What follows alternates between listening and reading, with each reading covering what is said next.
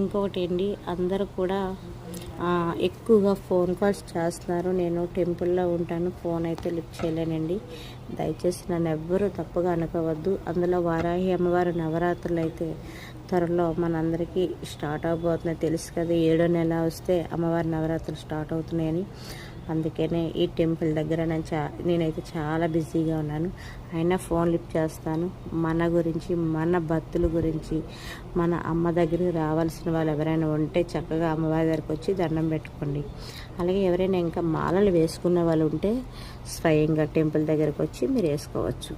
అది వారాహి అమ్మవారి మాల అయితే మీరు టెంపుల్ దగ్గరకు వచ్చి వేసుకోండి. అలాగే మీకు నా కాంటాక్ట్ నెంబర్ కూడా మీకు ఇస్తాను. అంటే ఇక్కడే వేసుకోవాలని ఏమీ లేదండి.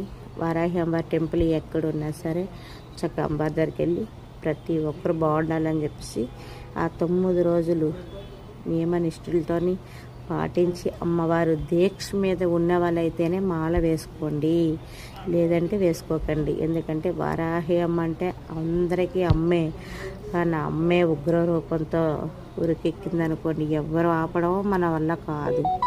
కాబట్టి మనందరికీ మంచి జరగాలి అనుకుంటే, అమ్మవారి దీక్ష తీసుకోవాలి అనుకుంటే 1-10 సార్లు ఆలోచించుకొని అమ్మవారిని మనం చేయగలం అనేసి నమ్మకం ఉంటే, ఆ నమ్మకంతోనే మీరు 9 రోజులు కూడా మాల వేసుకొని చక్కగా పూజలు చేసుకుంటే మనందరికీ బాగుంటుంది. ఇంట్లో అందరూ కూడా చక్కగా చల్లగా ఆ అమ్మవారి అనుగ్రహంతో బాగుండాలి అనేది నేనైతే కోరుకుంటున్నానండి.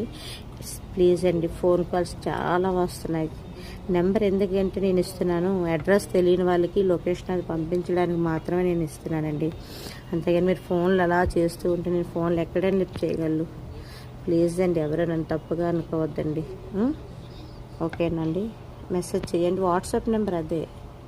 మీకు లొకేషన్ నేను పలానా వారాహి అమ్మవారు అనేసరి మీరు నాకు పంపించారనుకోండి, ఎక్కడ ఏ దేంట్లో చూసారు, వీడియోనా లేదా ఫోటోనా లేదా మెసేజా, మీరు ఏం చూసారో ఆ వీడియో తీసినా వాట్సాప్లో పెడితే నేనే మీకు చెప్తాను.